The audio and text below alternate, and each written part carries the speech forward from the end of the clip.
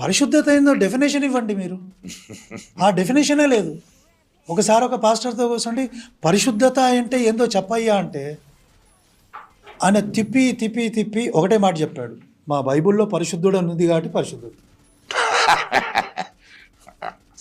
Correct కదా sir? ఎలా sir ఇలా అయితే? కరెక్ట్ కదా. సో మీరు ఒక పుస్తకం రాసి, ఒక బైబిల్ లాంటి ఒక దీన్ని స్టార్ట్ చేసి, పరిశుద్ధుడు ఇట్లాంటి పదాలు వాడి, ఇదిగో ఈ పదానికి డెఫినేషన్ లేదు, ఇది ఇంతే అంతే అంటే చెప్పండి. సో ఇప్పుడు ఇది చూడండి, క్రిస్మస్ ఎందుకు సెలబ్రేట్ చేసుకోవాలని మనం ఇదంతా తిరిగి వస్తే, యేసు ఉన్నాడా లేదా డేట్లు లేవు బైబిల్ ప్రకారం.